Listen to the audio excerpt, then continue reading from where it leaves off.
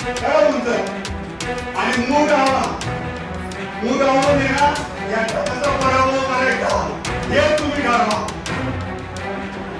बस एवढंच करा. ते केलेला सोन्याहून तुला होईल आणि आपला आमदार अतिशय वाटतं महाराष्ट्रामध्ये फेमस होईल. त्याच्यासाठी तुम्ही प्रयत्नाची बरोबर करा. कुणालाही उमेदवारी काय सांगितलं नाही ना आमदारी तुम्हाला पैसे तुम्हाला काय खर्च करायची तुमची तयारी तुम्ही करा. तुम्हाला कोणी आवडलं पण तुम्हाला आमदार द्यायचं. आणि जेवढे इच्छुक आहेत त्या इच्छुकांपैकी मी पोटवाला म्हणून सांगतो एकाही इच्छुकाला मी सांगितलेलं नाही की तू तयारीला लाग. मी एक उमेदवार जाहीर केला तो फक्त आपल्या सुनीता मनोज भाऊ एवढीशी फक्त मी न कुणाचा विचार करायचा जाहीर केली. पण मी एकाही पंचायत समितीच्या उमेदवाराला तू उमेदवार म्हणून जाहीर हो किंवा तू तयारीला मी असं कुणालाही सांगितलं नाही. तुम्ही तुमची इच्छा व्यक्त करता आणि जाताना मला नाव सांगता आमदारांनी सांगितलं तयारी कर.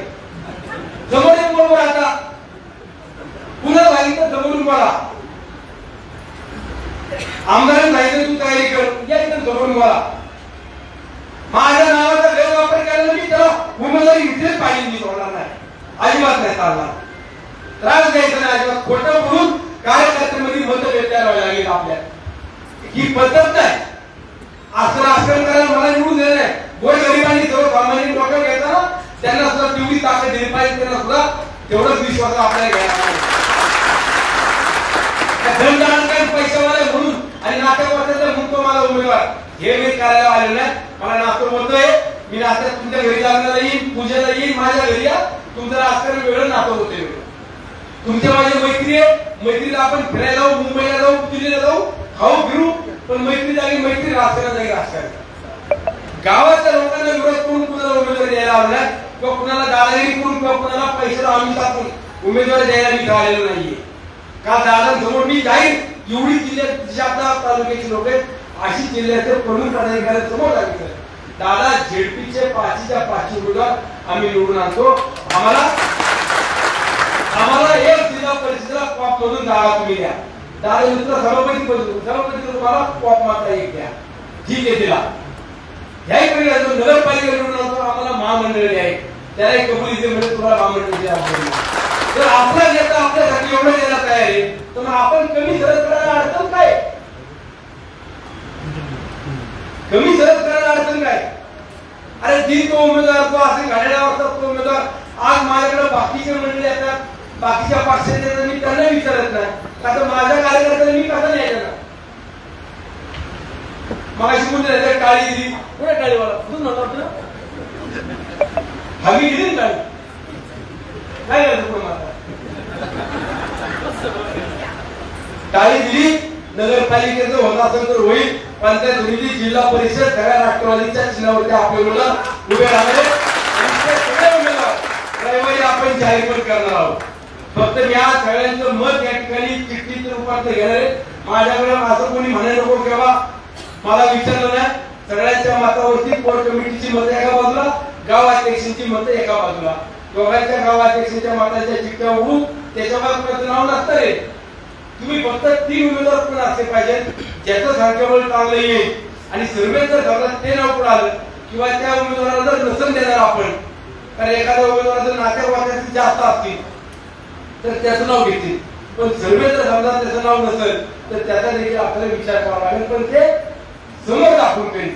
आतून वेगळं बाहेर वेगळं करायचं काही कारण नाही. पण माझी सरळ सहकार्याला पदाधिकाऱ्यांना विनंती तुम्ही तुमच्या सोयीच्छेने खर्च करताय. तुम्हाला पक्षानं आमदारांना खर्च करायला सांगितलं नव्हता. तुम्ही खर्च करता म्हणून तुम्हाला उमेदवारी तुमच्याकडे पैसे म्हणून तुम्हाला उमेदवारी किंवा तुम्ही आमदाराच्या जवळचे म्हणून तुम्हाला उमेदवारी असं कुणी विचारात आणू नका. मी गोरगरीब कार्यकर्ता देईन आणि तुमचे किती पैसे घेऊन समोर यायचे या निवडून नाही आलं तर मी स्वतः आपल्याला ताकद आहे. मी म्हणत असताना माझ्यासोबतची गोरगरीब जनता आहे माझ्यासोबत जो राष्ट्रवादीचा निष्ठावंत कार्यकर्ता आहे त्यांच्याच जीवावरती बोलतोय ते सुद्धा मला सांगण्यात आले. कार्यकर्त्यांचं आपल्याकडे जाळं कमी नाहीये काळजी करायचं कारण नाही. मोठ्या ताकदीचे कार्यकर्ते आहेत आणि राष्ट्रविरोध पाळणारे पण आहेत, परंतु सामोपचाराने घ्यावं लागेल. आपल्याला जो उमेदवार येईल त्याच्या समोर उमेदवार नाही, उमेदवार नाही. आणि जर कुणाला असं वाटत असेल की आमदार आता आपण जर गेलो बाजूला तर सपाजून घेतो, आमदारकीला सपाजून घेतलं, आमदारकीला ज्यांनी विरोधात केलं, पोटात गेलं, सोडून दिलं. पण जिल्हा परिषद पंचायत समितीला जो कुणी विरोधात जाईल त्यांनी परत मी जोपर्यंत राजकारणात आहे तोपर्यंत माझ्या घरात यायचं नाही, यायचंच नाही. आणि जरी आलो आणि आधी दादा जरी फोन आला की त्याला बरोबर मी घेणार नाही, मी हे सांगतो. मी माझ्या सख्या भावाला सोडणार नाही तर बाकी लांब आहे. शेवटी कार्यकर्त्यांचा आपण फक्त वापर करायचा, कार्यकर्त्यांना फक्त आपण आशाला लावायचं आणि कार्यकर्त्यांनी पळत राहायचं. हे राजकारण आपल्याला करून चालणार नाही. काय आधी दादांनी चालू केलं, कमी केलं, कुठल्या गावाला कमी केलं मला ते सांगा. आम्ही समोरच्या उमेदवाराला मत काय देता तुम्ही हे लोकांना विचारतोय. समोरचा उमेदवार तुमच्यासाठी काय करणार आहे, समोरचा उमेदवार तुमच्यासाठी काय केले आणि पुढच्या 5 वर्षाला त्याला निवडून दिलं तर ते काय विकास कामं करणार आहे हे तरी विचारा. ज्या जिल्हा परिषदेचा अध्यक्ष आपल्या राष्ट्रवादीचा आहे, ज्या जिल्ह्याचा नेता आपला अजितदादा पालकमंत्री आहे, त्या जिल्ह्यातल्या तालुक्याचा आमदार हा राष्ट्रवादी काँग्रेस पक्षाला विचारायचा आहे. जिल्हा परिषद सदस्य जर आपल्या विचाराचा झाला, पंचायत समिती सभापती आणि सदस्य आपले विचार झाले. आज मी मागच्या 4 दिवसांपूर्वी सांगितलं की मी कार्यक्रमामध्ये आपल्या कामशेट वास्ते गटामध्ये सांगितलं 50 कोटी रुपये तुम्हाला देतो. आज मी सांगतो 50 कोटी तर तुमचे द्यायचे, पण त्याही पलीकडे जाऊन उद्याच्या काळात आधीचा निधी म्हणत असताना 100 कोटी रुपये का आपण एका गटात देऊ शकतो. आज 500 कोटी राहू शकत नाही.